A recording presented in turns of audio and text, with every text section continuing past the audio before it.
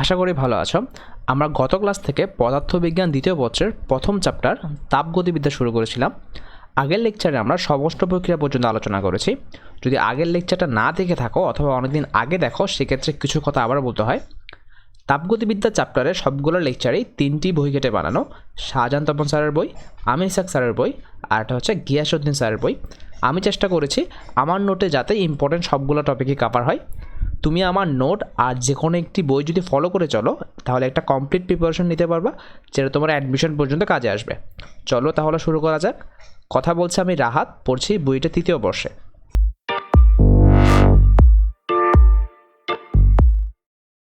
শুরু করার আগে তোমাকে আরেকবার বলি, তুমি এই নোটটা কীভাবে অ্যাপ্রোচ করবা। এটা হচ্ছে আমার নোট, যেটা তোমার বোঝার সুবিধাতেই বানানো। তুমি যেটা করবা সেটা হচ্ছে, আমি যখন লেকচারটা পড়াবো তুমি তোমার বই সাথে রাখতে পারো, কিন্তু সাথে সাথে তুমি এই নোটগুলো খাতায় লিখিও না। আমি এই নোটের ডাউনলোড লিঙ্ক ডিসক্রিপশন বক্সে দিয়ে দিব। তুমি লেকচারটা শেষ হওয়ার পর ওই ডাউনলোডেবল লিঙ্ক থেকে এই লেকচারটা ডাউনলোড করে দেখে থেকে লিখতে পারবা। ততক্ষণে তুমি চ্যাপ্টারটার সম্পর্কে একটা ভালো আইডিয়া পাবা। তাই তুমি যখন আরেকবার লিখবা, তোমার পুরো চ্যাপ্টারটার সম্পর্কে একটা ভালো ধরনের প্রিপারেশন হয়ে যাবে। আচ্ছা, গত ক্লাসে আমরা 3 ধরনের পরিবর্তন সম্পর্কে পড়েছিলাম। একটা হচ্ছে সমচাপীয় পরিবর্তন, সময়আয়তনীয় পরিবর্তন, আর হচ্ছে সমউষ্ণ পরিবর্তন। আমরা বলছিলাম চাপ, তাপমাত্রা আর আয়তন এটা হচ্ছে তাপীয় স্থানাঙ্ক। এদের যে কোনো একটি বা দুটি স্থির রেখে আরেকটি নিয়ে আমরা বিভিন্ন ধরনের পরিবর্তন দেখতে পাই। যেমন আমরা যখন সমচাপের কথা বলছিলাম, সমচাপীয় পরিবর্তনে আমরা চাপ ছিল স্থির, তাপমাত্রা ও আয়তন পরিবর্তন হচ্ছিল। সম আয়তনীয় পরিবর্তনের ক্ষেত্রে আয়তন ছিল স্থির, কিন্তু চাপ ও তাপমাত্রা পরিবর্তন হয়েছিল। সমষ্ণ পরিবর্তনের ক্ষেত্রে আমরা দেখছি তাপমাত্রা স্থির, কিন্তু চাপ ও আয়তন পরিবর্তন হয়েছিল। আর এদের জন্য আমাদের তাপগতিবিদ্যার যে প্রথম সূত্রটা ছিল, সেই সূত্রটা কিন্তু কি আমাদের সংশ্লিষ্টভাবে পরিবর্তন হচ্ছিল।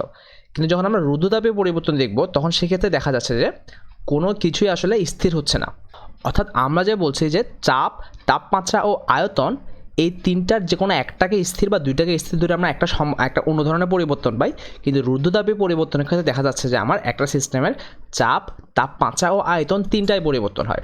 আচ্ছা, রুদ্ধতাপীয় পরিবর্তনকে আমাদের সবচেয়ে সহজভাবে ব্যাখ্যা করতে পারে একটা বিচ্ছিন্ন সিস্টেম। আমরা যখন সিস্টেম সম্পর্কে জানছিলাম, সিস্টেম ছিল 3 ধরনের: উন্মুক্ত সিস্টেম, বদ্ধ সিস্টেম ও বিচ্ছিন্ন সিস্টেম। যেখানে বিচ্ছিন্ন সিস্টেম ছিল আমাদের সিস্টেমের ভর ও শক্তি কোনো কিছুই পরিবেশের সাথে বিনিময় করতে পারবে না।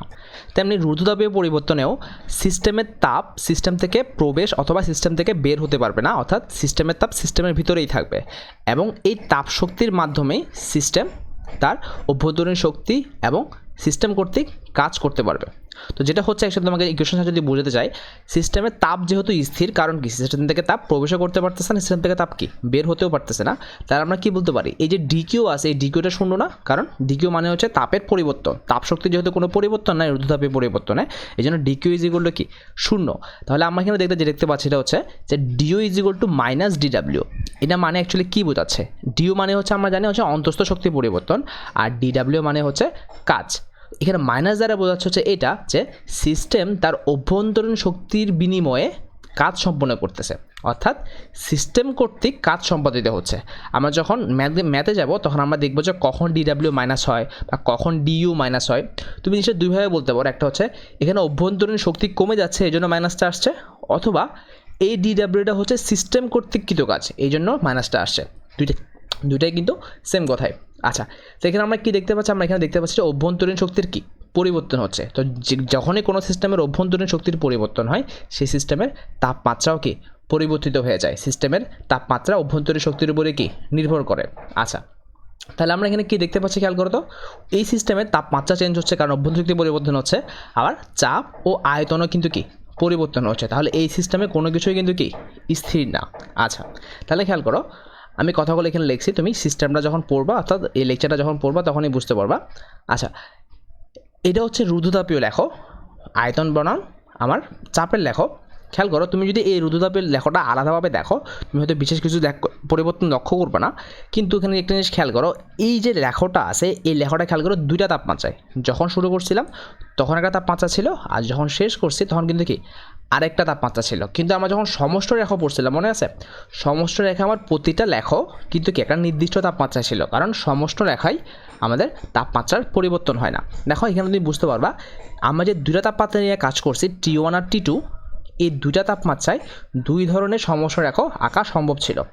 তুমি আরেকটা জিনিস যদি এখানে খেয়াল করো, যেমন এই ডট ডট রেখাটা হচ্ছে সমস্যা রেখা, এই ডট ডট রেখাটা হচ্ছে সমস্যা রেখা। এই সমস্যা রেখাটা T1 তাপমাত্রায় আর এই সমস্যা রেখাটা T2 তাপমাত্রায়।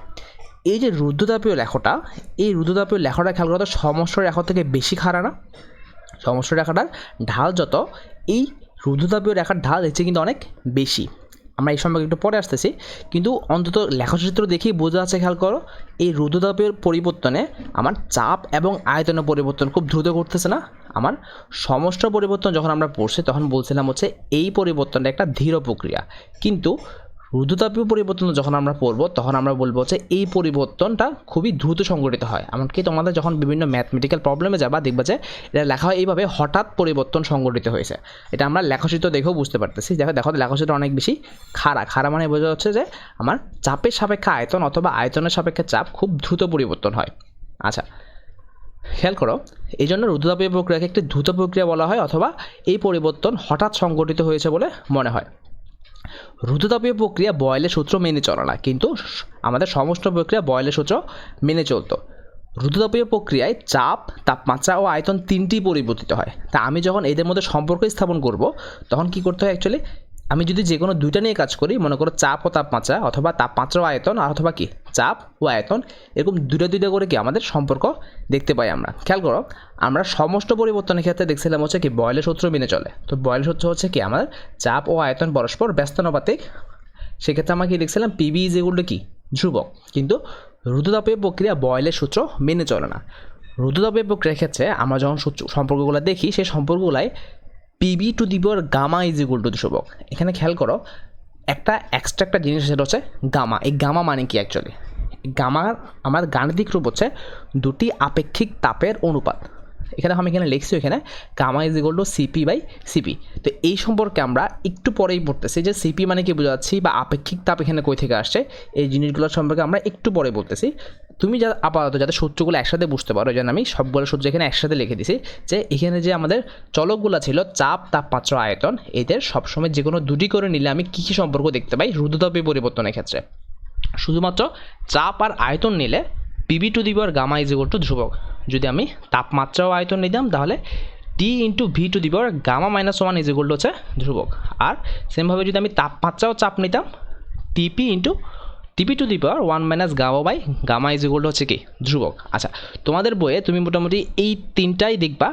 তো আরেকটা সম্পর্ক দেখানো যায়, এখান থেকে নিয়ে আসা যায়, আমি প্রমাণটা দেখাচ্ছি না এখানে। সেটা হচ্ছে T into rho to the power one minus gamma is equal to ধ্রুবক, যেখানে রো হচ্ছে ঘনত্ব। দেখো আমি কিন্তু ঘনত্বের সাথে সম্পর্কটা দেখাচ্ছি। তুমি চাইলে এটা প্রুফ করে নিয়ে আসতে পারো, কিন্তু আমাদের দরকার নাই সেটা। আমাদের যদি কোশ্চেনে কখনো ঘনত্বের সাথে কোনো পরিবর্তন লক্ষ্য করতে বলে, আমরা ডিরেক্টলি এই সূত্রের সাহায্যে ব্যাখ্যা করতে পারবো।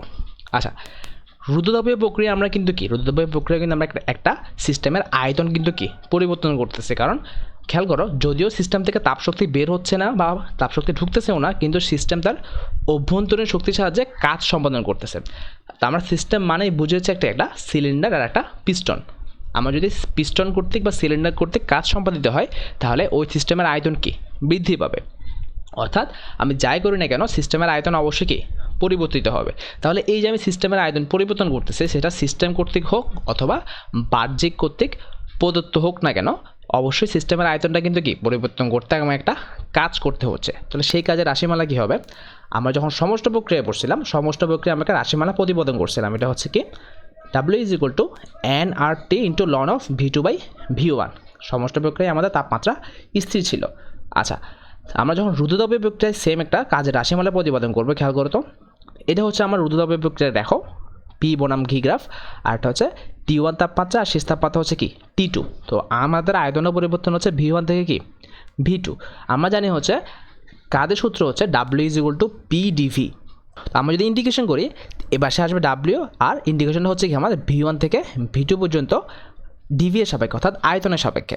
আচ্ছা, আমরা PV to the power gamma is equal to K, সেটা একটু আগেই দেখছি এখানে। PV to the power gamma is equal to K, অর্থাৎ ধ্রুবক, সেটা হচ্ছে কি রুদ্ধতাপীয় পরিবর্তনের জন্য। তাহলে সেখান থেকে আমরা P is equal to K লিখতে পারি K by V to the power gamma, না? তারপর সেটাই লিখছি এখানে। আচ্ছা, পরবর্তীতে আমরা যদি ইন্টিগ্রেশন করি, খেয়াল করে আমাদের ইন্টিগ্রেশন আসে এরকম K into V to the power one minus gamma by one minus gamma, আর রেঞ্জ হচ্ছে লিমিট হচ্ছে V1 থেকে V2।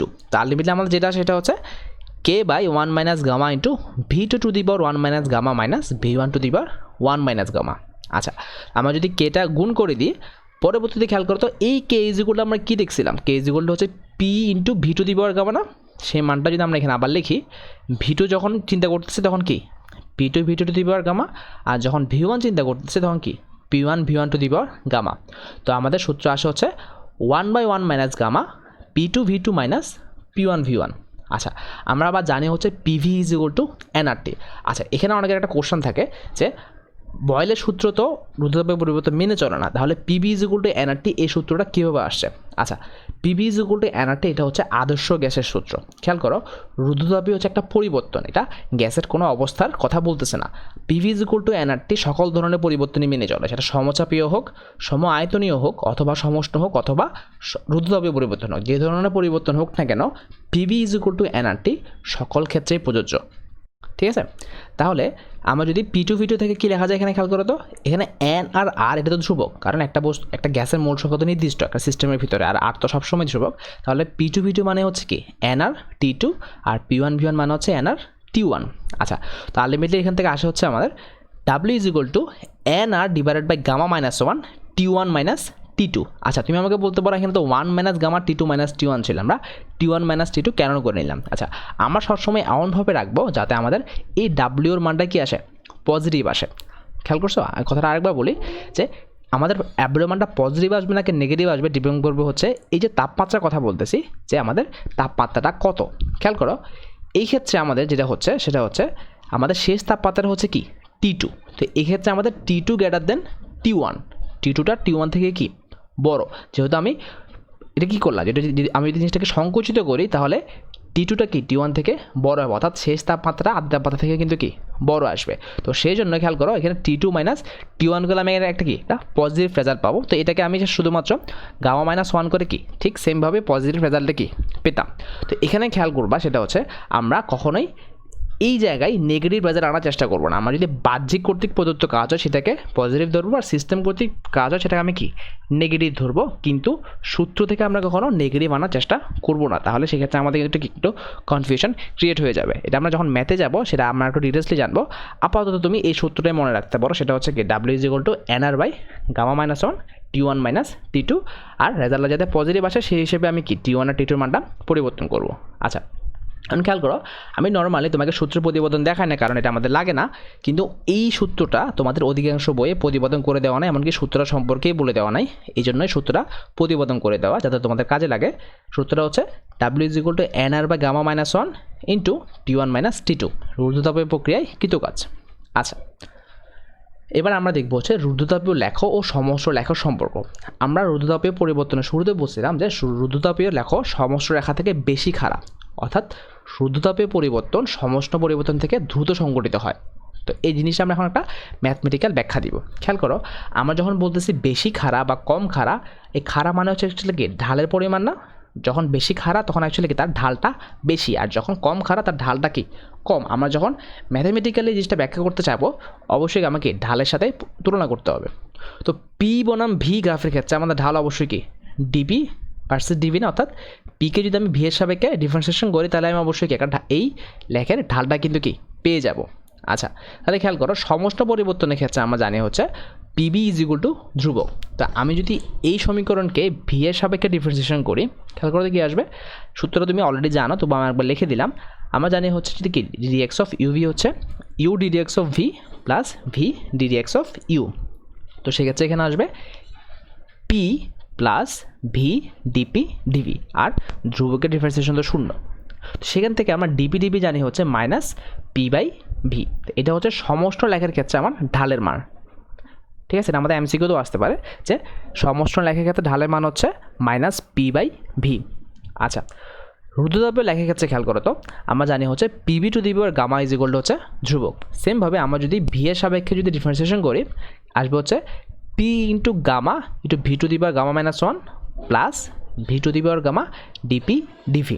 তো ডিপি ডিপি যেগুলো আলটিমেটলি আমাদের আসে হচ্ছে minus gamma into P by V. দেখছো, খেয়াল করো আমি যদি আগেরটার সাথে তুলনা করি, আগে আমার ছিল শুধুমাত্র মাইনাস পি বাই ভি, আর এখানে আছে হচ্ছে minus gamma into P by V. খেয়াল করো তাহলে আমরা কি বলতে পারি, এই যে রুদ্ধতাপীয় পরিবর্তন লেখার যে ঢালটা আছে, এই ঢালটা সমস্যার একটা ঢাল থেকে গামা গুণ বেশি না? গামার মানটা সবসময় 1 থেকে বেশি হয়। আমরা গামার সম্পর্কে একটু পরে আসতেছি, বাট আপাতত জেনে না গামার মান সবসময় 1 থেকে বেশি হয়। তাহলে আমরা বলতে পারবো না যে এই রুদ্ধতাপীয় লেখার ঢাল সবসময় কি আমার সমস্যা রেখার ঢাল থেকে বড় না? ঠিক কতটুকু বড়? গামা গুণ বড়। এটা আমরা এখন প্রুফ করলাম। এটা আমাদের খ নম্বরের কোশ্চেনও আসে, এমনকি আমাদের এটা এমসিকিউতেও আসে। তাহলে আমরা কি বলতে পারি? আমরা বলতে পারি হচ্ছে রুদ্ধতাপীয় লেখো সমস্ত লেখো হতে গামা গুণ বেশি খারাপ। সেটা আমরা ম্যাথমেটিক্যালিও ব্যাখ্যা করতে পারবো, এমনকি আমরা যদি থিওরিটিক্যালি ব্যাখ্যা করতে হয় সেটাও পারবো। কারণ রুদ্ধতাপীয় প্রক্রিয়াটা কি হঠাৎ সংঘটিত হয়। একটা হঠাৎ সংঘটিত পরিবর্তন হওয়া মানে কি পরিবর্তনটা খুব কী করবে? দ্রুত করবে। পি এর সাথে ভি এর পরিবর্তন খুব দ্রুত হওয়া মানে হচ্ছে কি আমাদের ঢালটা খাড়া হবে। কতটুকু খাড়া হবে? গামা গুণ খাড়া হবে। ঠিক আছে? আচ্ছা, তো আমরা এতক্ষণ পর্যন্ত সমষ্ণ রুদ্ধতাপীয় পরিবর্তন লক্ষ্য করছি। আমরা এই দুইটার একটা পার্থক্য টেবিলে দেখি, আশা করি এখন দেখতে পাচ্ছ। আমরা জানি সমষ্ণ প্রক্রিয়া হচ্ছে কি স্থির তাপমাত্রায় ঘটে, কিন্তু রুদ্ধতাপীয় প্রক্রিয়ায় স্থির তাপমাত্রায় কোনো কিছু হয় না, সব কিছুই পরিবর্তন হয়। চাপ, তাপমাত্রা, আয়তন সব কিছু কিন্তু কি পরিবর্তিত হয়। সমষ্ণ প্রক্রিয়ায় আমাদের তাপমাত্রা স্থির থাকে, এই জন্য যেটা কি হয় ডিটি ইজ ইকুয়াল টু 0 হয়, অথবা তাপমাত্রা যেহেতু স্থির থাকে এই জন্য কী হয় আমাদের অভ্যন্তরীণ শক্তির পরিবর্তনে কিন্তু কী হয় 0 হয়, অর্থাৎ ডিও ইজ ইকুয়াল টু কী হয় 0 হয়। কিন্তু রুদ্ধতাপীয় প্রক্রিয়ায় আমাদের তাপ প্রবেশও করে না, বেরও হয় না, এই জন্য ডিকিউ ইজ ইকুয়াল টু 0 হয়, যেটা আমরা আমাদের তাপগতিবিদ্যার প্রথম সূত্র দেখে কিন্তু কি খেয়াল করছিলাম। আচ্ছা, এটা একটা ধীর প্রক্রিয়া, আর এটা হচ্ছে এটা অবশ্যই একটা দ্রুত প্রক্রিয়া। এর আমাদের ইকুয়েশনটা হচ্ছে বয়েলের সূত্র মেনে চলে, এই জন্য পিভি ইজ ইকুয়াল টু ধ্রুবক, আর এটা বয়েলের সূত্র মেনে চলে না, সেখানে আমরা অন্য ধরনের একটা সূত্র আছে, সেটা হচ্ছে P V to the power gamma is equal to হচ্ছে ধ্রুবক। আচ্ছা, এখন আমরা এই গামা জিনিসটা একটু ব্যাখ্যা করার চেষ্টা করব। আচ্ছা, এখন আশা করি দেখতে পাচ্ছ ভালোভাবে। গামা সম্পর্কে জানার আগে আমাদের আপেক্ষিক তাপ সম্পর্কে জানতে হবে। আপেক্ষিক তাপ সময় আমরা জানি সেটা হচ্ছে আপেক্ষিক তাপের সহসংজ্ঞা হচ্ছে কোনো বস্তুর 1 মোলের তাপমাত্রা 1 কেলভিন বৃদ্ধি করতে যে পরিমাণ তাপের প্রয়োজন হয়। এটা আমরা এই সূত্র দেখেই বুঝতে পারতেছি। সূত্রটা হচ্ছে খেয়াল করো, এন যেগুলো হচ্ছে মোল সংখ্যা, আর ডিটি হচ্ছে তাপমাত্রার পার্থক্য, আর ডিকিউ হচ্ছে কী পরিমাণ তাপ লাগছে। খেয়াল করো, আমরা যদি এই হরকে এটাকে 1 করে নিই, অর্থাৎ 1 মোল সংখ্যা এবং একক তাপমাত্রার পরিবর্তন, যেটাকে বলা যায় কোনো বস্তুর 1 মোলের তাপমাত্রা 1 কেলভিন বৃদ্ধি করতে যে পরিমাণ তাপের প্রয়োজন হয় সেটাকে বলা হচ্ছে কি আমার ওই বস্তুর আপেক্ষিক তাপ। আচ্ছা, এটা গ্যাসের ক্ষেত্রে কীভাবে চেঞ্জ হয়? তো গ্যাসের ক্ষেত্রে আমাদের চাপ, আয়তন ও তাপমাত্রা এই তিনটি চলক কিন্তু কি মাথায় রাখতে হয়। তো এখানে যেহেতু আমরা তাপমাত্রাকে একক করে নিচ্ছি বা তাপমাত্রাকে কি পরিবর্তন হচ্ছেই, তো সেই ক্ষেত্রে আমাদের চাপ ও আয়তন এই দুইটার যে কোনো একটা স্থির রেখে বাকি দুইটা সম্পর্ক দেখতে হবে। অর্থাৎ যেহেতু আমি তাপমাত্রা নিয়ে কাজ করছি, তাহলে একসাথে তিনটা পরিবর্তন দেখা সম্ভব নয়, এই জন্য আমরা যেটা করবো সেটা হচ্ছে যে কোনো একটাকে স্থির রেখে বাকি দুইটার পরিবর্তন খেয়াল করব। আমরা যদি প্রথমে স্থির চাপের কথা বলি, স্থির চাপে মোলার আপেক্ষিক তাপ কী চেঞ্জ হবে? সূত্রটা কোনো কিছু চেঞ্জ আসবে না, জাস্ট ডিকিউর সময় আমরা লিখবো ডিকিউ পি, যেটা বোঝা যাচ্ছে আসলে স্থির চাপ, আর সি এর জায়গায় সিপি, অর্থাৎ আমাদের স্থির চাপে মোলার আপেক্ষিক সূত্র হচ্ছে C P is equal to d Q by P, d Q P divided by n d T. তো আমাদের কথার ক্ষেত্রে কিছু চেঞ্জ আসবে, জাস্ট একটু চেঞ্জ আসবে, সেটা হচ্ছে কি এখানে আমরা জাস্ট আগে একটা লিখে দিব হচ্ছে এরকম কথা, স্থির চাপে কোনো বস্তুর 1 মোলের তাপমাত্রা 1 কেলভিন বৃদ্ধি করতে যে পরিমাণ তাপের প্রয়োজন হয় তাকে স্থির চাপে ওই গ্যাসের মোলার আপেক্ষিক তাপ বলে। এতটুকুই পার্থক্য। সেমভাবে আমরা যখন স্থির আয়তনের কথা বলবো, সিপি এর জায়গায় কি লিখবো সিভি, আর এখানে পি এর জায়গায় লিখবো কি ভি। আর আমাদের সংজ্ঞাতে কীরকম চেঞ্জ আসবে?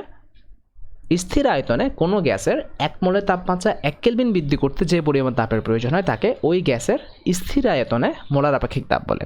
আচ্ছা, এতটুকু পর্যন্ত সোজা আমরা বুঝছি। পরবর্তী কাজে যাই। কারণ খেয়াল করো, আমরা জানি হচ্ছে স্থির চাপ বা সমচাপীয় প্রক্রিয়ায় আমরা যদি তাপগতিবিদ্যার প্রথম সূত্রটা দেখি, সেটা হচ্ছে কি d Q is equal to d U plus P d V না? এটা হচ্ছে প্রথম প্রক্রিয়া। খেয়াল করো, ডাব্লিউ ইজ ইকুয়াল টু কি আমরা পিডিবি বলছি। তো আমরা স্থির চাপে ডিকিউকে ডিকিউ পি বলতে পারি, ইজ ইকুয়াল টু হচ্ছে ডিও প্লাস পিডিবি। আচ্ছা, তো ডিকিউ পি সমান আমরা এখানে কি দেখছি? দেখো, তো ডিকিউ পি সমান আমরা বলতে পারি না সিপি ইন্টু এনডিটি অথবা এনডিটি ইন্টু সিপি, এটা এখানে লিখছি, ইজ ইকুয়াল টু হচ্ছে কি ডিউ প্লাস পিডিবি। সেমভাবে স্থির আয়তন বা সময় আয়তন প্রক্রিয়া আমরা কি জানি, আয়তন হচ্ছে কি স্থির, অর্থাৎ ডিবি ইজ ইকুয়াল টু কি 0। এটা আমরা আগের লেকচারে প্রতিপাদন করে আসছি। এটা হচ্ছে কি আমার d Q is equal to d U, অর্থাৎ যে পরিমাণ তাপ দিচ্ছে আমি সম্পূর্ণটাই ওই সিস্টেমের অভ্যন্তরীণ শক্তি বৃদ্ধি করতে সাহায্য করতেছে। আচ্ছা, তো যেহেতু এটা স্থির আয়তন, আমি এই ডিকিউকে লিখতে পারি DQ V is equal to হচ্ছে কি ডিইউ। আমরা এই ইকুয়েশন থেকে আমরা জানি হচ্ছে ডিকিউ ভি মানে হচ্ছে এন ইন্টু সিভি ইন্টু কি ডিটি না, তো এই জিনিসটা কিন্তু এখানে কি লেখা যাচ্ছে, এটা হচ্ছে এন সিভি ডিটি যেগুলো হচ্ছে কি ডিও। এই তুমি জিনিসগুলো আলাদাগুলো কিন্তু কি মনে রাখতে পারো, আমাদের ম্যাথ আনার সময় কাজে লাগে জিনিসগুলো, ঠিক আছে। আচ্ছা, তো আমরা যখন সমচাপীয় আর সময়আয়তনের পরিবর্তন খেয়াল করছিলাম, আমি যখন আবার যাই তাহলে তোমার বুঝতে সুবিধা হবে। খেয়াল করো, আমরা যখন এই দুটা পরিবর্তন পড়ছিলাম তখন একটা কোশ্চেন বলছে, কোশ্চেনটা হচ্ছে এমন, কোন প্রক্রিয়ায় সিস্টেমের তাপমাত্রা বৃদ্ধি করতে বেশি পরিমাণ তাপ দিতে হবে। অর্থাৎ আমরা দেখতে পাইছিলাম হচ্ছে সমচাপীয় পরিবর্তনের ক্ষেত্রে যে পরিমাণ তাপ দিচ্ছিলাম তার কিছু পরিমাণ অভ্যন্তরীণ শক্তি বৃদ্ধি করতেছিল, অর্থাৎ সিস্টেমের তাপমাত্রা বৃদ্ধি করতেছিল, আর বাকিটুকু সিস্টেমের উপর কাজ করতেছিল। আর সময়আয়তনের ক্ষেত্রে আমরা যে পরিমাণ তাপ প্রয়োগ করতেছিলাম পুরোটাই সিস্টেমের অভ্যন্তরীণ শক্তি বৃদ্ধি করতেছিল বা সিস্টেমের তাপমাত্রা বৃদ্ধি করতেছিল। তাহলে আমরা বলছিলাম হচ্ছে যে আমি যদি সিস্টেমের তাপমাত্রা সমান পরিমাণে বৃদ্ধি করতে চাই, কোন পরিবর্তনের সময় বেশি তাপ দিতে হবে। তো বোঝা যাচ্ছে কি অবশ্যই কি আমাদের সমচাপীয় প্রক্রিয়ায় বেশি তাপ দিতে হতো, কারণ এখানে যে পরিমাণ তাপ দিচ্ছি পুরোটাই তাপমাত্রা বাড়াচ্ছে না, কিছু একটা আবার কি আমাদের কাজও কিন্তু কি বাড়াচ্ছে। তো এই জিনিসটার জন্য বলা হয়েছিল যে আমি যদি সিস্টেমের সেম পরিমাণ তাপমাত্রা বাড়াইতে চাই তাহলে কি আমার কি সমচাপীয় প্রক্রিয়ায় তাপটা বেশি দেওয়া লাগতো, অথবা উল্টাভাবে বলা যায় যে আমি যদি কোনো সিস্টেমে সেম পরিমাণ তাপ দিই, কোথায় বেশি তাপমাত্রা বৃদ্ধি পাবে, সময়আয়তনীয় প্রক্রিয়ায়। কথার ডিফারেন্সটা কিন্তু কি খেয়াল রাখবা। আচ্ছা, এই কথাটা এখানে আরেকবার কেন বলছে এখানে খেয়াল করো, আমি যখন এই সিপি আর সিবিটা এখানে জানছি, খেয়াল করো। আচ্ছা, এই যে সিপি আর সিবি, সিবি হচ্ছে কি স্থির চাপে মোলার আপেক্ষিক তাপের ধ্রুবক, আর সিবিটা হচ্ছে কি স্থির আয়তনে মোলার আপেক্ষিক তাপের ধ্রুবকটা। তা আমি যদি বলি কোনটা বড়, সিপি নাকি সিবি, সেটাও কিন্তু এই ইকুয়েশনের সাহায্যে ব্যাখ্যা করা যাচ্ছে না। খেয়াল করো তো, আমরা যদি 1 নং আর এই 2 নং তুলনা করি, দেখা যাচ্ছে যে সিপির যে ইকুয়েশন এখানে কিন্তু আমার অ্যাকচুয়ালি কি আমার ডিও ছাড়াও পিডিবি একটা কি টার্মস আছে, আবার কিন্তু এই ক্ষেত্রে শুধুমাত্র কি পুরোটাই হচ্ছে ডিও। তাহলে আমরা বলতে পারি না যে এই সিপি গ্রেটার দেন সিবি, এটা এখান থেকে ব্যাখ্যা করা যায় এনসিপি ডিটি গ্রেটার দেন হচ্ছে কি এনসিবি ডিটি। তাহলে আমরা বলতে পারি হচ্ছে সিপি গ্রেটার দেন সিবি। তো অনেক সময় অনুধাবকমূলক কোশ্চেনে এটা আসে, এটা হচ্ছে কোনটার মান বড় হবে, স্থির চাপে মোলার আপেক্ষিক তাপ নাকি স্থির আয়তনে মোলার আপেক্ষিক তাপ। তুমি ইকুয়েশন দিয়েও ব্যাখ্যা করতে পারো, অথবা একটু আগে তোমাকে যে ব্যাখ্যাটা দিছি যে 1 কেলভিন তাপমাত্রা বৃদ্ধি করতে কোথায় বেশি তাপ দেওয়া লাগবে, সমচাপীয় বস্তুর ক্ষেত্রে, সমচাপীয় পরিবর্তনের ক্ষেত্রে। তো সমচাপীয় পরিবর্তন মানে হচ্ছে অ্যাকচুয়ালি কি সিপি। যেভাবে এসে তুমি ব্যাখ্যা দিতে পারো, তুমি চাইলে এই কথাটা এখানে আলাদা করে কিন্তু কি লিখেও নিতে পারো যখন তুমি কি নোট করবা। আচ্ছা, খেয়াল করো, আমি যদি 1 বিয়োগ 2 করি, অর্থাৎ এনসিপিডিটি আর এনসিপিডিটি যদি বিয়োগ করি, তাহলে আমাদের রেজাল্ট আসে হচ্ছে এরকম যে এনসিপিডিটি মাইনাস এনসিপিডিটি হচ্ছে পিডিভি। আমরা জানি হচ্ছে কি PV is equal two nRT না। তো যদি আমি ভিকে যদি আমি কি ডিভি করে দিই, তাহলে এখানে পরিবর্তন আসবে শুধুমাত্র হচ্ছে কি ডি এর জায়গায় ডিটি চলে আসবে। এটা অ্যাকচুয়ালি আমাদের ডিফারেন্সিয়েশন করে আসে, বাট তোমার বোঝার সুবিধার্থে আমি এই পিকে পিডিভি করছি আর এনআরটিকে এনআর ডিটি বলে বলতেছি, ঠিক আছে। তাহলে পিডিভি সবার আমরা কি লিখতে পারি, এনআর ডিটি, ঠিক আছে।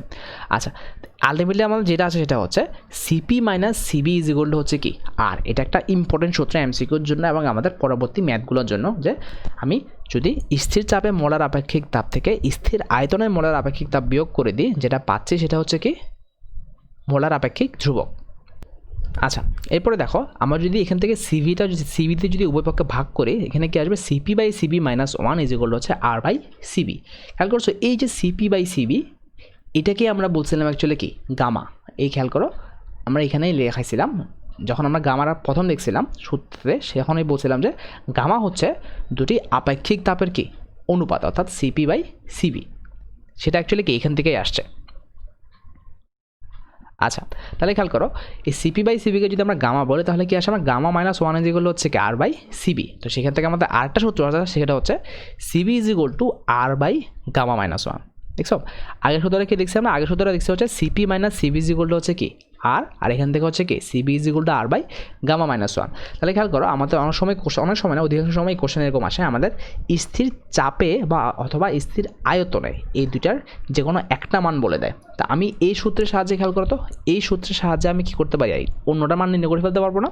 তো আমি তোমাকে যখন গামার মানটা বলছিলাম তখন হচ্ছে যে আমাদের কোশ্চেনে নর্মালি গামার মানটা বলেই দিবে। আমরা যখন এই রুদ্ধতাপীয় প্রক্রিয়ার পরিবর্তনগুলো ম্যাথ করতে যাব, আমাদের গামার মান কিন্তু কি বলে দিবে, গামা ইজ ইকুয়াল টু 1.4 বা 1.3 এগুলো কিন্তু কি বলে দিবে। কিন্তু অনেক সময় দেখবে বলে দিবে না বলে দিয়ে কী করবে, বলে দিল যে ওই গ্যাসের স্থির আয়তনে মোলার আপেক্ষিক তাপ হচ্ছে এত। খেয়াল করো আমাদের কিন্তু গামা সম্পর্কে আমার কোনো আইডিয়া নাই, কিন্তু খেয়াল করো আমি যদি আর এর মান তো জানি 8.314, সিভির মান জানি, আমি সিপির মান যাবো না? সিপির মান জানার পর এই সিপি বাই সিবি করে গামার মানটা জেনে যাবো না? দেখছো আমি তোমাকে বলছি হচ্ছে একটা না একটা ইনফরমেশন ওরা বলেই দিবে যাতে আমি গামার মানটা বের করতে পারবো। তো এইভাবে কোশ্চেন কিন্তু কেউ ওরা ঘুরাইতে পারে। আমরা একটু ম্যাথ দেখবো, তো তোমাকে আগে থেকে কি বলে দিলাম। আচ্ছা, এই যে গামার মানটা, এই গামার মান অ্যাকচুয়ালি কত হবে এটা পুরোটা ডিপেন্ড করে হচ্ছে এটা কত পারমাণবিক গ্যাস সেটার উপরে কিন্তু কি ডিপেন্ড করে। এটা আমরা যখন আদর্শ গ্যাস পড়ছিলাম সেখানে কিন্তু এরকম একটা জিনিস দেখছিলাম যে আমাদের মনে আছে আমরা যখন স্বাধীনতার মাত্রা পড়ছিলাম ওই স্বাধীনতার মাত্রা থেকে অ্যাকচুয়ালি গামার মানটা কিন্তু কি বের করে ফেলা যায়। যেহেতু আমরা আদর্শ গ্যাস এখন পড়তেছি না বা ফার্স্ট ইয়ারে ছিল, আপাতত আমাদের শুধুমাত্র মানগুলো লিখে দিচ্ছি। এক পারমাণবিক গ্যাসের ক্ষেত্রে গামার মান হচ্ছে 1.67, যেটাকে 5/3 লেখা যায়। তো এটার উদাহরণ হচ্ছে কি হিলিয়াম। দ্বিপারমাণবিক গ্যাসের ক্ষেত্রে গামার মান হচ্ছে 1.4। তো এটাই নর্মালি বেশিরভাগ সময় আসে, তো বেশিরভাগ সময় ম্যাথে দেখবে যে গামার মান 1.4 দেওয়া। তো এগুলো অ্যাকচুয়ালি দ্বিপারমাণবিক গ্যাসের জন্য প্রযোজ্য, সেটা হচ্ছে অ্যাকচুয়ালি অক্সিজেন, হাইড্রোজেন। আর বহু পারমাণবিক গ্যাসের ক্ষেত্রে gamma is equal to use করা হয় 1.33। বহু পারমাণবিক গ্যাস হচ্ছে কোনটা? ওজোন অথবা কি কার্বন ডাইঅক্সাইড। ঠিক আছে, তো আমাকে অনেক সময় কি এরকম মান বলে না দিয়ে এক পারমাণবিক গ্যাস বা দ্বিপারমাণবিক গ্যাসও কিন্তু কি বলে দিতে পারে, সেক্ষেত্রে আমাদের এই মানগুলো মুখস্থ রাখা লাগবে। আচ্ছা, আমরা এখন শুরু করব হচ্ছে তাপগতিবিদ্যার দ্বিতীয় সূত্র। আমরা এতক্ষণ পর্যন্ত পড়ে আসছিলাম তাপগতিবিদ্যার প্রথম সূত্র। তাপগতিবিদ্যার প্রথম সূত্র ছিল হচ্ছে শক্তি যে বিভিন্ন রূপে পরিবর্তিত হতে পারে সেটার একটা কি প্রতিপাদন দেখছিলাম। সেটা হচ্ছে কি আমরা যখন তাপ শক্তি দিচ্ছি সেটা কি আমার অভ্যন্তরীণ শক্তিতে ব্যয় হচ্ছে এবং কি আমাদের সিস্টেম কর্তৃক যে কাজ হচ্ছে সেই কাজে কিন্তু কি ব্যয় হয়ে যাচ্ছে। আর দ্বিতীয় সূত্রটা আমরা পড়বো হচ্ছে আমি যে এই তাপশক্তিটা দিচ্ছি এই তাপশক্তি ব্যবহার করে আমি কিভাবে কাজে রূপান্তর করতে পারবো, অর্থাৎ সেই পদ্ধতিটা সেই ইঞ্জিনটা কি হবে যে ইঞ্জিনের সাহায্যে আমি তাপশক্তিকে যান্ত্রিক শক্তিতে রূপান্তর করতে পারবো, সেটাই হচ্ছে তাপগতিবিদ্যার দ্বিতীয় সূত্র। ঠিক আছে, আমরা প্রথম সূত্রে পড়ছিলাম হচ্ছে যে আমরা বুঝতে পারছি যে পরিমাণ তাপশক্তি দিচ্ছি সেটা কি আমাদের সম্পূর্ণ পরিমাণ কাজে লাগতেছে না, কিছু পরিমাণ অভ্যন্তরীণ শক্তি বৃদ্ধি করতেছে, কিছু পরিমাণ কাজে ব্যয় হচ্ছে। আর দ্বিতীয় সূত্রের সাহায্যে আমরা দেখবো যে এই যে কাজে ব্যয় হচ্ছে সেটাকে আমরা কিভাবে করতে পারবো অথবা এই ইফিসিয়েন্সিটা কিভাবে বাড়াতে পারবো, সেটা হচ্ছে দ্বিতীয় সূত্র। তো দ্বিতীয় সূত্র সম্পর্কে আমাদের তিন ধরনের বিবৃতি পাওয়া যায়। তিন ধরনের বিবৃতি সেম মানেটা হচ্ছে কি এরকম, আমরা জানি তাপ সবসময় কি উষ্ণ বস্তু থেকে শীতল বস্তুতে চলে যায় না? আমরা যখন উষ্ণ বস্তু আর শীতল বস্তু সংস্পর্শে রাখবো উষ্ণ বস্তু হতে তাপ শীতল বস্তুতে কি প্রবাহিত হয় অটোমেটিক্যালি।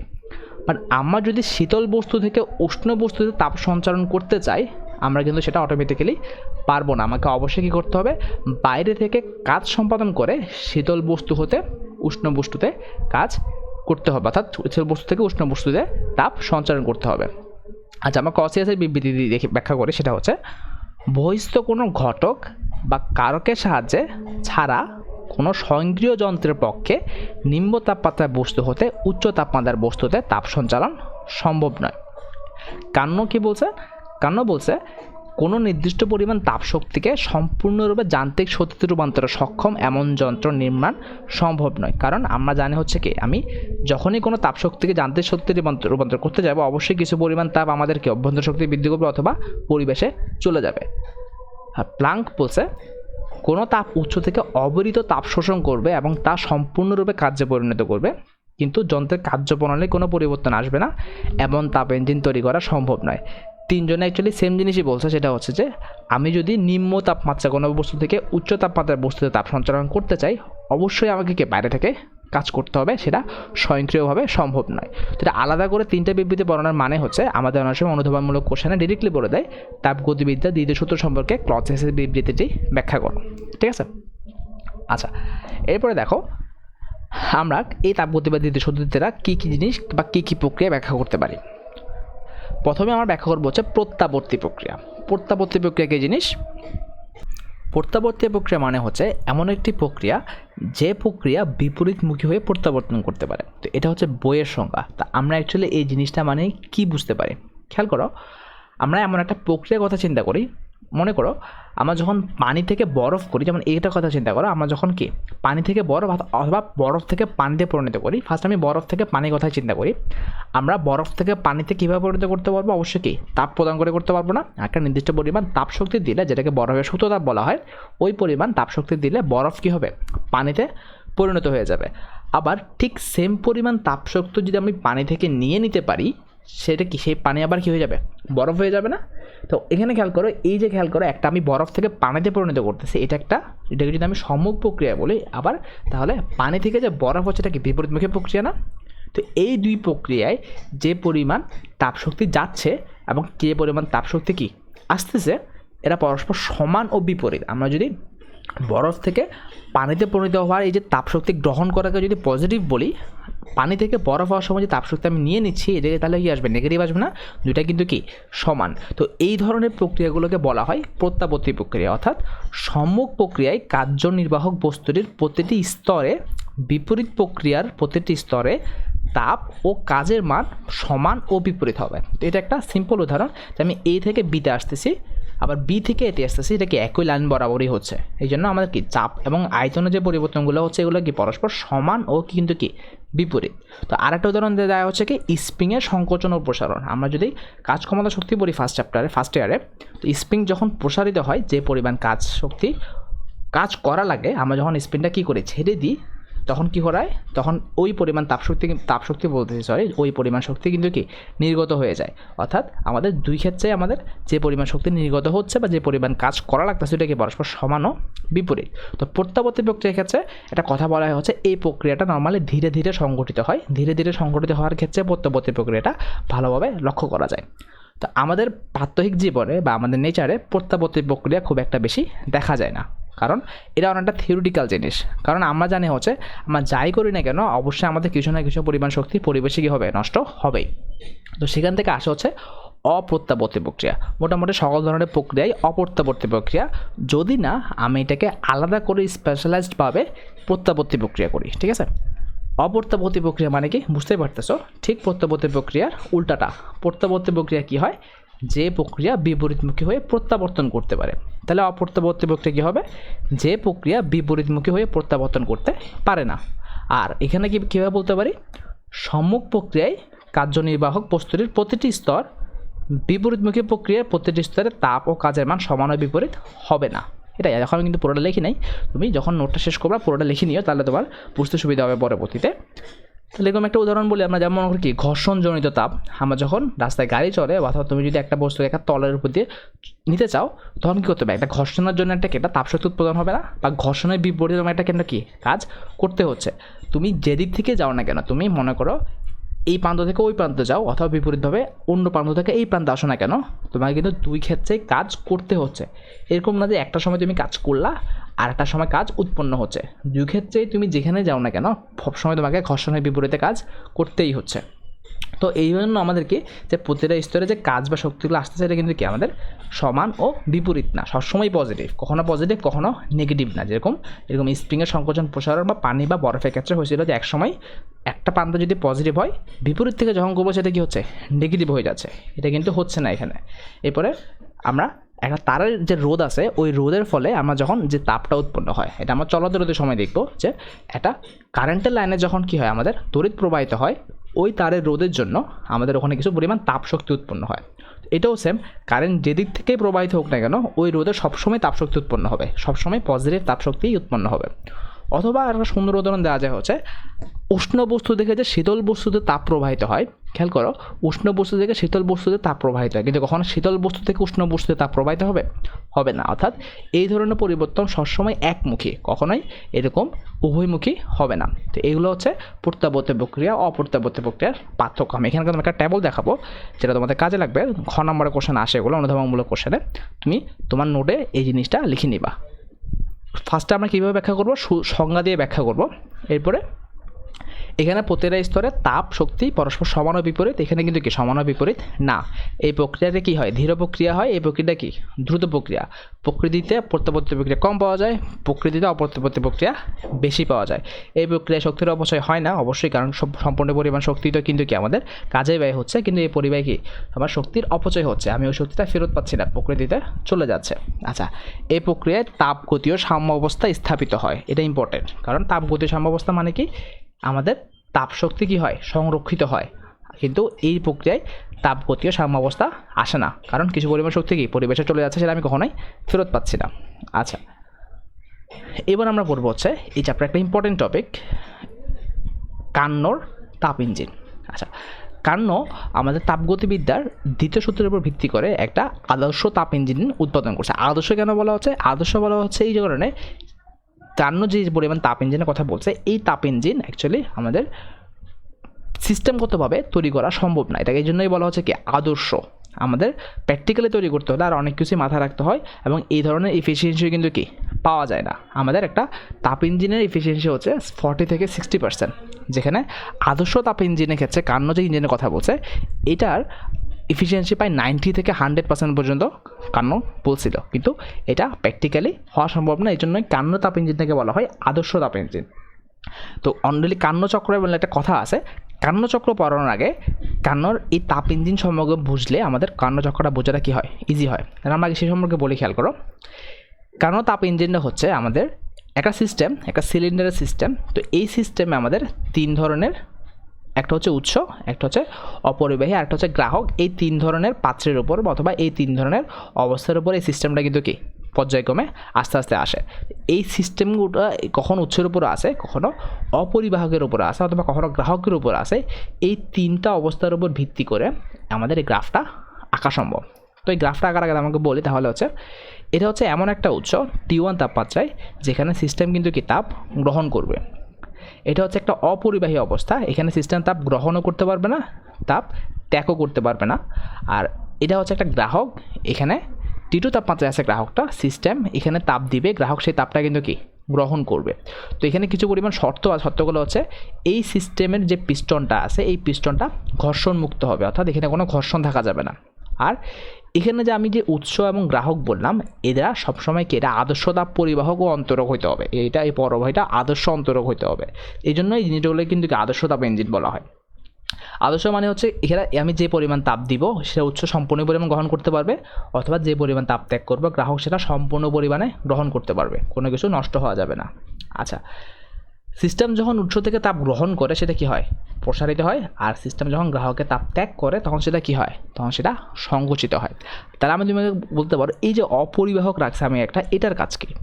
এটার কাজ আমরা একটু পরেই বুঝতে পারবো। যে এই যে আমি এখানে উৎস, অপরিবাহক আর গ্রাহক বলছি, এখানে অ্যাকচুয়ালি দুই ধরনের পরিবর্তন সংঘটিত হয়। একটা হচ্ছে সমষ্ণ পরিবর্তন, আর একটা হচ্ছে রুদ্ধতাপীয় পরিবর্তন। তোমরা হয়তো অলরেডি বুঝে গেছো, এই যে তাপের পরিবর্তন হচ্ছে, এই দেখো তাপ গ্রহণ করতেছে আর তাপ ত্যাগ করতেছে, এগুলো হচ্ছে কোনটা, এগুলো হচ্ছে সমষ্ণ পরিবর্তন। আর এই যে অপরিবাহক, এখানে ঘটে হচ্ছে কি রুদ্ধতাপীয় পরিবর্তন, কারণ রুদ্ধতাপীয় পরিবর্তনে তাপ গ্রহণও করতে পারে না, তাপ ত্যাগও করতে পারে না। ঠিক আছে, তাহলে এবার আমরা গ্রাফে আসি, খেয়াল করো। ফার্স্টে মনে করো সিস্টেমটা ছিল এই অবস্থানে, এই অবস্থান যখন সে বি অবস্থানে গেল, তখন সে তাপ গ্রহণ করছে। অ্যাকচুয়ালি কোন অবস্থায় আসছে, সে অ্যাকচুয়ালি এই সিস্টেমটা এই উৎসের উপরে আসছে। এখন উৎসের উপরে আসার কারণে কি হচ্ছে, উৎস থেকে সে কি তাপ গ্রহণ করছে সমষ্ণ প্রক্রিয়ায়। দেখো সে সমষ্ণ প্রক্রিয়ায় তাপ গ্রহণ করছে, এই থেকে বি হচ্ছে সমষ্ণ প্রসারণ। সিস্টেম উৎস থেকে তাপ গ্রহণ করছে কি পরিমাণ তাপ, Q1 পরিমাণ তাপ সে সিস্টেম থেকে কি গ্রহণ করছে। আচ্ছা, যেহেতু তাপমাত্রা পরিবর্তনটা কি হচ্ছে সমষ্ণভাবে হচ্ছে, তাহলে খেয়াল করো এই যে দেখো এই অবস্থান থেকে আমি যখন বি অবস্থানে আসলাম, আমার তাপমাত্রার কোনো চেঞ্জ হয় নাই, P1 V1 T1 আর হচ্ছে কি P2 V2 T1। আমি যদি তাহলে এ থেকে বিতে আসলাম, এর যদি আমি কি কৃত কাজ কত সেটা বের করতে চাই, আমরা জানি সমষ্ণ প্রক্রিয়া কৃত কাজ কি NRT লন অফ V2/V1 না, এখানে টি এর জায়গায় আসবে T1। আচ্ছা, তো এই জিনিসটা আমার সময় গ্রাফ দিয়ে ব্যাখ্যা করা যায়, তোমাদের বই দেখবে গ্রাফ দিয়ে ব্যাখ্যা করছে যে এই থেকে বিতে আসলাম আমি, এই প্রক্রিয়ায় কৃত কাজ হচ্ছে অ্যাকচুয়ালি, খেয়াল করো আমি এখানে দেখাইছি এই থেকে যে বিতে আসলাম, এই প্রক্রিয়ায় কৃত কাজ হচ্ছে এ এবং বি এর যে আমার ক্ষেত্রফলটা আছে তার সমান। কারণ আমরা জানি হচ্ছে কাজ হচ্ছে W = P × dB না, তো খেয়াল করো P × dB মানে কিন্তু অ্যাকচুয়ালি খেয়াল করো তো এগুলো ক্ষেত্রফল না, এগুলোর ক্ষেত্রফল। তাহলে আমরা এটা বলতে পারি যে P বনাম V গ্রাফের ক্ষেত্রফল আমাদের ওই প্রক্রিয়ার কাজ প্রকাশ করে। এটা আমাদের ম্যাথে কিন্তু কি লাগবে, যে P বনাম V গ্রাফের আমাদের এই লেখটা ক্ষেত্রফল আমাদের ওই প্রক্রিয়ার কাজ প্রকাশ করে। আচ্ছা, এটা গেল প্রথম ধাপ, যেটা কি সমষ্ণ প্রসারণ। এখন সিস্টেম কোথায় আছে, এখন সিস্টেম কি আমার এই উৎসের উপরে আছে। তো উৎস থেকে সে আবার কোথায় আসবে, এই অপরিবাহীর উপরে আসবে। তো উৎস থেকে যখন সে অপরিবাহীর উপরে আসবে, তখন কোন প্রক্রিয়া সংঘটিত হবে, রুদ্ধতাপীয় প্রক্রিয়া সংঘটিত হবে। খেয়াল করো যখন বি থেকে সিতে গেল কি হচ্ছে, রুদ্ধতাপীয় প্রসারিত করছে। রুদ্ধতাপীয় প্রসারণ করে খেয়াল করতে আমরা জানি হচ্ছে রুদ্ধতাপীয় প্রক্রিয়ায় চাপ, তাপমাত্রা, আয়তন তিনটাই কি পরিবর্তন হয়। তাহলে P P2 V2 T1 থেকে আসবে হচ্ছে P3 B3 T2। খেয়াল করো, P3 B3 কি T2 তে পরিবর্তিত হয়েছে। আমরা জানি হচ্ছে রুদ্ধতাপীয় প্রক্রিয়া কৃত কাজ হচ্ছে কি nR/γ-1 T2 - T1, এগুলো হচ্ছে সিস্টেম কর্তৃক কি কাজ সম্পাদিত হয়েছে, ঠিক আছে। আর এক্ষেত্রে এই যে T2, এই T2টা কিন্তু কি ছোট, T1 থেকে ছোট, কারণ সিস্টেম কর্তৃক যেহেতু কাজ সম্পাদিত হয়েছে তার মানে হচ্ছে সিস্টেমের অভ্যন্তরীণ শক্তি কমে গেছে। তো সিস্টেমের অভ্যন্তরীণ শক্তি কমে গেলে সিস্টেমের তাপমাত্রা কমে যাবে, তাহলে T2-র মানটা কি ছোট হয়ে যাবে।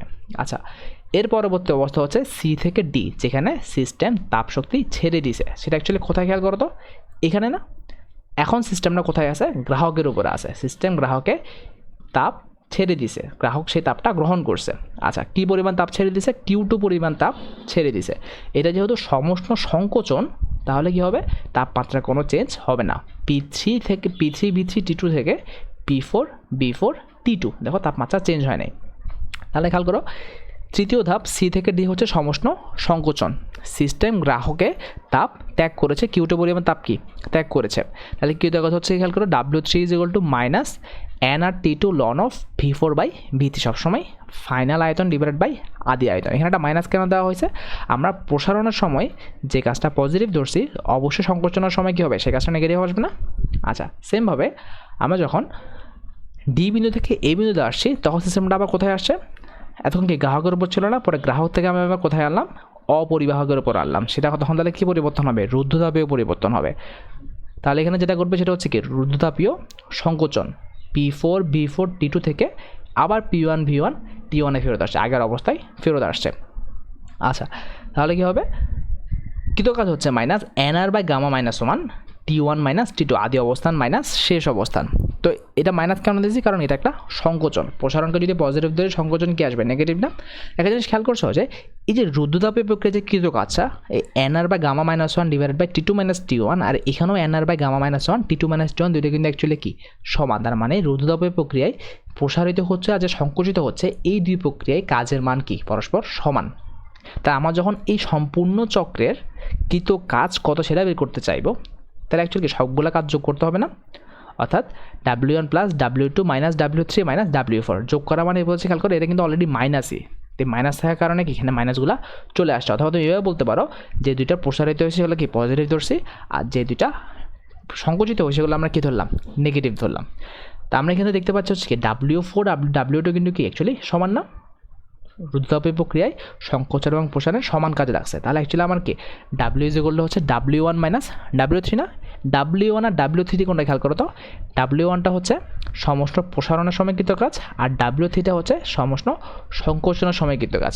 তো একটা জিনিস খেয়াল করছো, সমষ্ণ প্রসারণের সময় সিস্টেম Q1 পরিমাণ তাপ গ্রহণ করছে, আর সমষ্ণ সংকোচনের সময় সিস্টেম Q2 পরিমাণ তাপ ত্যাগ করছে। তো যেহেতু সমষ্ণ সংকোচন বা সমষ্ণ প্রসারণ প্রক্রিয়ায় সিস্টেমের অভ্যন্তরীণ শক্তির কোনো পরিবর্তন হয় না, তার মানে সম্পূর্ণ কাজ কী থেকে হয়, তাপ শক্তি থেকে হয় না। সেটা আমরা আগেও দেখে আসছি যে সমষ্ণ প্রক্রিয়ায় যে পরিমাণ তাপ দেওয়া হয় সেটা সম্পূর্ণ পরিমাণ কি কাজের উপর নির্ভর হয় না। তাহলে এই যে আমি কাজের কথা বললাম, এই কাজটা অ্যাকচুয়ালি কই থেকে আসে, যে পরিমাণ তাপ শক্তি সে গ্রহণ করছে বা যে পরিমাণ তাপ শক্তি যে সে ত্যাগ করছে সেখান থেকে আসতেছে না। তাহলে আমরা বলতে পারি হচ্ছে W হচ্ছে Q1 - Q2, এই Q1 - Q2।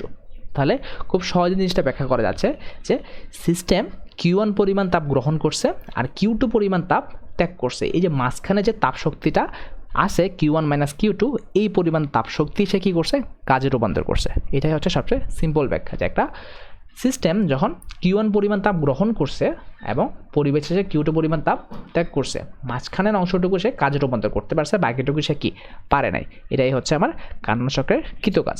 তো আমি যদি কার্নোচক্রের দক্ষতা বের করতে চাই, সেটা কি আসবে, আমরা জানি এটা হচ্ছে সম্পাদিত কাজ ডিভাইডেড বাই উৎস থেকে গৃহীত তাপ। অর্থাৎ এভাবে বলা যায় সম্পাদিত কাজ ডিভাইডেড বাই ইনপুট। তো ইনপুট মানে হচ্ছে আমি কি পরিমাণ তাপ গ্রহণ করছি, সেটা হচ্ছে কি Q1, আর কৃত কাজ হচ্ছে কি W। তো W সমান আমরা জানি হচ্ছে কি Q1 - Q2। আচ্ছা, তো পরবর্তীতে লেখা যায় হচ্ছে এটা 1 - Q2/Q1 × 100%। এটাই হচ্ছে আমার কি কার্নোচক্র প্রক্রিয়ায় দক্ষতার রাশিমালা। এখানে একটা জিনিস খেয়াল করতে হবে, সেটা হচ্ছে আমরা এই Q2/Q1 এটা যেহেতু একটা প্রত্যাগামী প্রক্রিয়া, খেয়াল করো পুরো জিনিসটা একটা প্রত্যাগামী প্রক্রিয়া। আমি যেভাবে ফেরত আসছে আবার কিন্তু কি সেই পয়েন্টেই ফেরত আসছে, যেভাবে শুরু করছিলাম পুরো চক্র ঘুরে আবার কি সেই পয়েন্টেই ফেরত আসছে, ঠিক আছে। তো এই প্রত্যাগামী প্রক্রিয়ায় আমাদের Q by T is equal to হচ্ছে ধ্রুবক। এই জিনিসটার ব্যাখ্যা আমরা এন্ট্রপি যখন পড়বো পরবর্তী ক্লাসে তখন দেখব। কিউ বাই টি যেগুলো ধ্রুবক, এটা এন্ট্রপি যখন আমরা পড়বো তখন এই জিনিসটা আমরা ভালো করে বুঝতে পারবো। আপাতত কিউ বাই টি যেগুলো ধ্রুবক, এই জিনিসটার কাজ আমাদের এই দক্ষতা রাশি বাড়াতে প্রদান করা যাবে। সেটা হচ্ছে কি কিউ বাই টি যেগুলো যেহেতু ধ্রুবক, তাহলে আমরা কি বলতে পারি, আমরা বলতে পারি হচ্ছে Q two by T one, sorry Q one by T one যেগুলো কি Q two by T two না। অর্থাৎ খেয়াল করো তো, এই যে Q two by Q one এটাকে আমরা কি লিখতে পারি T two by T one না। এটাই আমি তোমার জন্য বলেছিলাম যেন হচ্ছে এখানে কিউ টু ছিল হচ্ছে আমার যে পরিমাণ তাপশক্তি সে ছেড়ে দিছে, আর কিউ ওয়ান হচ্ছে যে পরিমাণ তাপশক্তি সিস্টেম গ্রহণ করছে, আর এই টি টুটা হচ্ছে কি সিস্টেমের তাপ গ্রাহকের তাপমাত্রা, আর টি ওয়ানটা হচ্ছে সিস্টেমের তাপ উৎসের তাপমাত্রা। তো আমাদের যখন কোশ্চেনে যেরকম বলে দেবে আমাদের কি সেই সূত্রটাই ইউজ করতে হবে। যদি আমার তাপ শক্তি বলে দেয় এটা ইউজ করবো, আর যদি তাপ মাত্রা বলে দেয় আমরা কি এটা ইউজ করবো। আর এই সূত্রটা কিন্তু কি কাজের অনেক সময় তাপ শক্তি তাপমাত্রা দুইটা বলে না দিয়ে যে কোনো কি একটা বলে দেয়, তো আমরা এই সূত্রের সাহায্যে কিন্তু কি আমাদের বাকিটুকু বের করে ফেলতে পারবো। আচ্ছা, তো একটা জিনিস খেয়াল করো, আমাদের তাপ উৎসের তাপমাত্রা অবশ্যই তাপ গ্রাহকের তাপমাত্রা থেকে বেশি আসবে, অর্থাৎ টি ওয়ান সবসময় গ্যারার দেন কি আসবে, টি টু আসবে না। তো টি ওয়ান যেহেতু গ্যারার দেন টি টু, তাহলে এই যে T two by T one result সবসময় কি লেস দেন ওয়ান না। তো এটা যেহেতু সবসময় লেস দেন ওয়ান, তাহলে আমরা কি বলতে পারি খেয়াল করো তো, এই মানটা কখনোই কি আসবে না 100% আসবে কি, অর্থাৎ এটা সবসময় লেস দেন 100% না। কারণ খেয়াল করে 100% হইতে হলে এই জিনিসটা কী হইতে হবে, শূন্য হইতে হবে না। তাহলে তো 1 মাইনাস 0 ইজ ইকুয়াল টু কি 1 ইন্টু কি 100% না।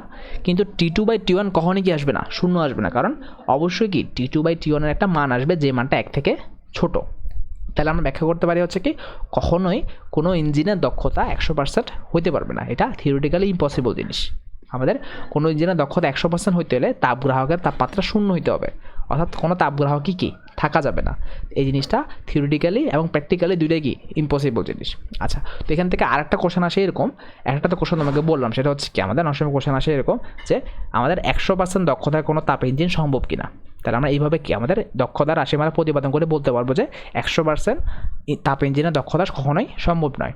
আরেকটা হচ্ছে এরকম, খেয়াল করো তো, সিস্টেম যেরকমই হোক না কেন, যে ধরনের সিস্টেমই হোক না কেন, আমাদের দক্ষতা নির্ভর করতেছে কার উপরে, শুধুমাত্র দুইটা তাপমাত্রার উপরে না। একটা হচ্ছে তাপ গ্রাহকের তাপমাত্রা, সরি তাপ উচ্চ তাপমাত্রা, একটা হচ্ছে কি তাপ গ্রাহকের তাপমাত্রা।